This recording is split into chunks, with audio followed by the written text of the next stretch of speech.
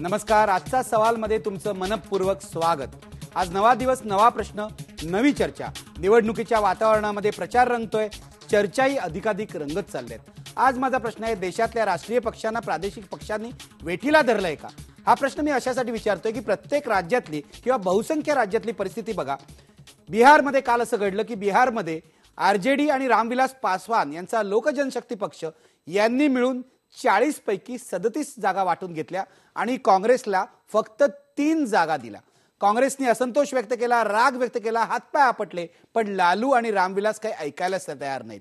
तिथे ओरिसामध्ये बीजेडीनी ऐनवेळी शेवटच्या क्षणी बीजेपीची साथ सोडून दिली. महाराष्ट्रामध्ये शिवसेना बीजेपीला अगदी त्राही करून सोडते. शेवटी अलायन्स होतोय, पण तरी सुद्धा जो त्रास शिवसेनेने बीजेपीला दिलेला आहे तो बीजेपी वालेही विसरू शकत नाहीयेत.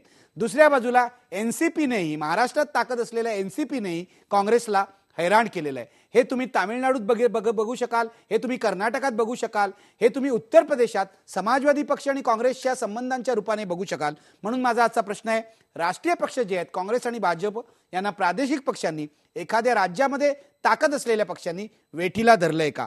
मी चर्चेला सुरुवात करतोय. माझ्या सोबत आहेत नेहमीप्रमाणे नामवंत पाहुणे. माझ्या स्टुडिओमध्ये आहेत ज्येष्ठ पत्रकार हेमंत देसाई. माझ्या बरोबर आमच्या फोर्थ स्टुडिओतून आहेत काँग्रेसचे नेते उल्हासदादा पवार. माझ्यासोबत पाटण्याहून आहेत अब्दुल बारी सिद्दीकी, राष्ट्रीय जनता दल बिहारचे ते अध्यक्ष आहेत. आणि माझ्यासोबत येणार आहेत नितीन गडकरी, भारतीय जनता पक्षाचे प्रदेशाध्यक्ष. मी चर्चेला सुरुवात बिहारमधून, पाटण्यामधून करणार है, कारण आरजेडी कांग्रेस मोटा फटका दिलेला है. अब्दुल साहब, आपका स्वागत है IBN लोकमत में. पहली बार पटना से कोई हमारे प्रोग्राम में आ रहा है. मैं आपको पूछना चाहता हूं, कांग्रेस के साथ इस तरह का व्यवहार आपने और रामविलास पासवान जी ने क्यों किया? देखिए, ऐसा है कि जहां तक हमारी पार्टी की यह मान्यता रही है कि जो देश में दो धारा की राजनीति चल रही है, एक धारा को रिप्रेजेंट कर रहे हैं कॉमनल फोर्स के लोग, और उसके मुकाबले में एक धारा, दूसरी जो दो धारा है वो है धर्मनिरपेक्ष की ताकतों का. तो अब हमारी पार्टी विगत लोकसभा के चुनाव में भी, और हमारी पार्टी और हमारे पार्टी के नेता लालू प्रसाद यादव जी ने ये मुहिम चलाई थी कि अगर कॉमनल फोर्स को परास्त करना है या कॉमनल फोर्स को रोकना है तो सेकुलर फोर्स को एक अम्ब्रेला में आकर चुनाव लड़ना चाहिए, ताकि सेकुलर फोर्स का बंटवारा न हो और कॉमनल फोर्स परास्त हो. तो विगत लोकसभा के चुनाव में भी समझौता हुआ था. विगत लोकसभा के चुनाव में कांग्रेस 4 सीट पे लड़ी थी और LJP जो है 8 सीट पे लड़ी थी. 1 सीट पे NCP लड़ा था और 1 सीट पे CPM लड़ा था और 26 सीट पे राजद लड़ी थी. तो उस हिसाब से अभी जो एक तरह से आवश्यकता है कि हम यूपीए में ही हैं. यूपीए में जो बिहार में सेकुलर फोर्स की सबसे बड़ी ताकत है राजद की, तो राजद ने 25 सीट लिया है. उसके बाद जो दूसरी बड़ी ताकत है LJP, उसको 12 सीट दिया है. 3 सीट जो सिटिंग सीट है कांग्रेस का, वो 3 सीट उनके लिए छोड़ा है.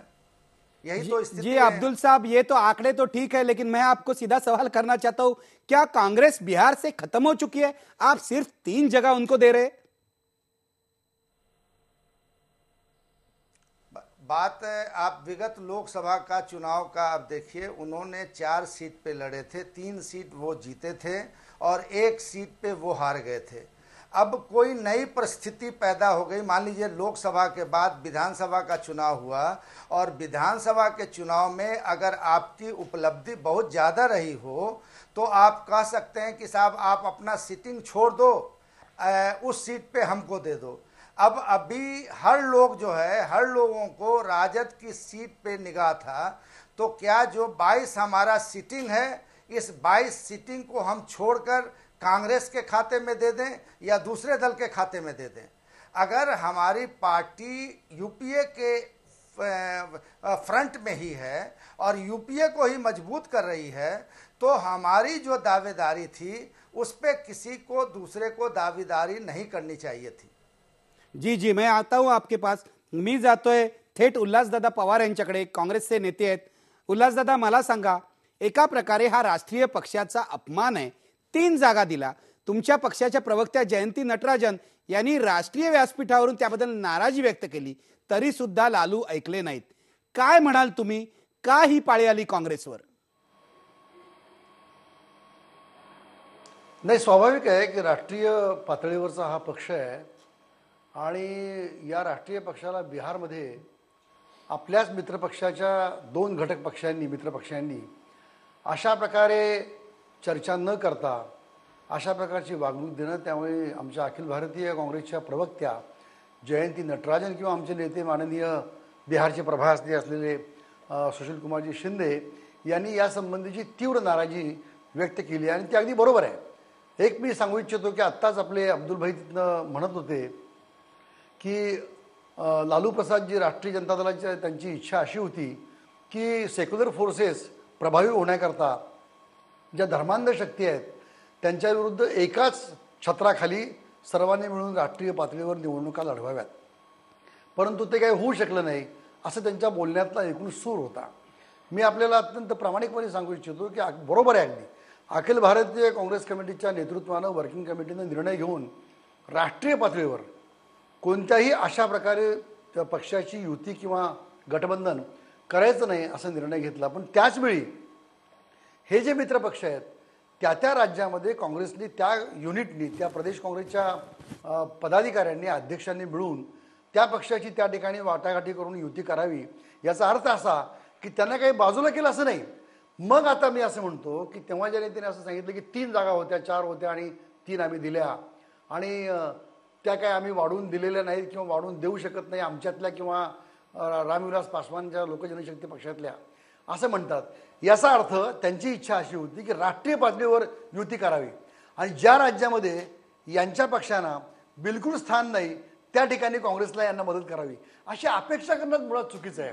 नंबर 1. नंबर 2, आपण जो आजचा विषय ठेवला तो अत्यंत महत्त्वाचा आहे की शेवटी या देशाचं, अखंडप्राय देशाचं, ज्या देशाची लोकसंख्या 100 कोटीपेक्षा अधिक आहे, ज्या देशाला काही राष्ट्रीय एक इतिहास आहे, राष्ट्रीय चळवळीचा इतिहास आहे, स्वातंत्र्य आंदोलनाचा इतिहास आहे आणि त्या आंदोलनाचं प्रामुख्यानं नेतृत्व स्वातंत्र्यपूर्व काळामध्ये काँग्रेसने, म्हणजे अगदी लोकमान्यांच्यापासून गांधींच्यापर्यंत, महात्मा गांधींच्यापासून नेहरूंच्यापर्यंत, इंदिराजी, सर्वांनी नेतृत्व केलेलं आहे. आणि त्यामुळं माझं तर असा अगदी दावा आहे विनम्रपणे की या सगळ्या चळवळीमध्ये या देशातल्या सर्व जाती धर्माच्या बांधवांना एकत्र बांधल्यामुळं या देशाचं ऐक्य आज निश्चितपणे सबल झालेलं दिसतं. या देशाची लोकशाही सबल झालेली दिसते आणि म्हणून हा राष्ट्रीय प्रवाह अधिक प्रभावी, अधिक बलवान, अधिक शक्तिशाली करणं हे कोणत्याही राष्ट्रीय पक्षाची भावना असणं हे मी तर म्हणतो की योग्यच आहे, किंबहुना ते त्यांचं कर्तव्य आहे आणि त्या दिशेने त्यांनी वाटचाल करणं ही काळाची गरज आहे. स्वाभाविक आहे. मी चर्चा पुढे चालू ठेवतोय. उल्हासदादा, येतो तुमच्याकडे.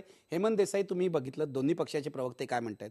मला तुम्हाला विचारायचं, हे राष्ट्रीय भावना हे सगळं बरोबर आहे, हे सगळं तात्विकरित्या बरोबर आहे, पण लालू सारखे नेते किंवा रामविलास पासवान यांचे सारखे नेते याला भीक घालत नाहीयेत. ते म्हणतात काँग्रेस राष्ट्रीय पक्ष असेल तर आपल्या जागी इथे आमची दादागिरी आहे. याचं विश्लेषण तुम्ही कसं कराल? मी असं म्हणेन की आत्ता जे उल्हास पवार जे म्हणाले ते स्वातंत्र्य आंदोलन, गांधी, नेहरू वगैरे, काळ बदलला हे यांच्या लक्षातच आलेलं नाही. काळ केव्हाच बदलला आहे, आता या गोष्टी सांगून काही उपयोग नाही. काँग्रेस हा राष्ट्रीय पक्ष आहे पण नावाला आहे. अनेक राज्यामध्ये म्हणजे उत्तर प्रदेश असेल, बिहार असेल, इतर अनेक राज्यामध्ये काँग्रेसचं अस्तित्व जवळपास शून्य आहे. भारतीय जनता पक्ष हा अर्ध्या देशामध्येच फक्त आहे असं काँग्रेसमधले अनेक लोक म्हणतात, पण काँग्रेस पक्ष अनेक राज्यामध्ये बिलकुल नाही आहे. बिहार आणि उत्तर प्रदेशमध्ये काँग्रेसचं अस्तित्व शून्य होऊन अनेक वर्ष, आता आठवत नाही केव्हापासून ताकद कमी झालेली आहे. हे लक्षात न घेता आपल्या अटी लादायच्या, ही काँग्रेसची जी मस्ती आहे इतक्या वर्षाची, त्याला ती मस्ती एकदम उतरवण्याचं काम हे लालू प्रसाद यादवनी केलेलं आहे. दुसऱ्या बाजूला नवीन पटनायकनी बीजेपीची मस्ती उतरवली ना. नवीन पटनायकनीच उतरवली नाहीये, नितीश कुमार यांनी सुद्धा आता बिहारमध्ये त्यांची 1 जागा कमी केलेली आहे बीजेपीची आता. आणि हे आहे, आपण प्रादेशिकता जी काय, प्रादेशिक भावना, प्रादेशिक अस्मिता, याचं काँग्रेसनी आणि बीजेपीने हे अनेक वर्ष उपेक्षा केली आणि त्याचं हे फलित आहे की ते कुठेतरी उफाळून येत आहे आणि ते आपली ताकद दाखवायला लागले. दुसरा मुद्दा असा की राष्ट्रीय स्तरावरती युती असावी असं शरद पवार यांनी यावेळी सूचना केलेली होती. त्यांचे हेतू वेगळे असतील, पण राष्ट्रीय स्तरावरती युती करायला काँग्रेसने नकार दिला. आता तुम्ही प्रादेशिक स्तरावरती जर युती करताय तर तिथे जो पक्ष ताकदवान असेल त्याच्यापुढे तुम्हाला झुकतं घ्यायलाच लागेल आणि हे अतिशय महत्त्वाचं आहे. तेव्हा तुम्ही जुन्या काळामध्ये रमत असाल तर त्यातनं आता वर्तमान काळामध्ये आलं पाहिजे. आणि हे काय राष्ट्रीय पक्ष म्हणून जे काही म्हणतात ते खरोखरीच राष्ट्रीय पक्ष आहेत का? आणि बिहार, उत्तर प्रदेश, मध्य प्रदेश अनेक ठिकाणी काँग्रेसची ताकद कमी झालेली आहे. ती ताकद का वाढत नाही, बीजेपीची ताकद का वाढत नाही, पसारा का वाढत नाही, याचं त्यांनी आत्मपरीक्षण केलं पाहिजे कठोर आणि जागेवरती आलं पाहिजे असं माझं म्हणणं. जागेवरती आलं पाहिजे, जमिनीवर पाय ठेवले पाहिजेत राष्ट्रीय पक्षांनी, असं हेमंत देसाई म्हणतायत. मी याच मुद्द्यावर आपली चर्चा पुढच्या सेगमेंटमध्ये व्यापक पातळीवर नेणार आहे. माझा प्रश्न असा आहे की विविध राज्यातल्या मतदारांनी राष्ट्रीय पक्षांना नाकारलेलं दिसतंय. असं का होतंय? स्थानिक भावना, स्थानिक मानसिकता लक्षात घ्यायला राष्ट्रीय पक्ष अपयशी ठरतायत का? जे नेहरूंच्या काळात झालं, जे पूर्वी अगदी विरोधी पक्षांच्या काळात झालं, राष्ट्रीय पातळीवरच्या पक्षांना काही पाठिंबा मिळायचा वेगवेगळ्या राज्यात, तो कमी का होतोय? याची चर्चा मी आपल्या पाहुण्यांसोबत करणार आहे. पण ब्रेकपूर्वी घेऊया आपला प्रश्न. देशातल्या राष्ट्रीय पक्षांना प्रादेशिक पक्षांनी वेठीला धरलंय का? पडद्यावर बघा आपले प्रेक्षक काय म्हणतायत. होय म्हणतायत 75% लोक. तुम्ही SMS पाठवा. कार्यक्रमाच्या शेवटी अंतिम निकाल आपण जाहीर करू. घेऊया एक ब्रेक. पहा फक्त IBN लोकमत.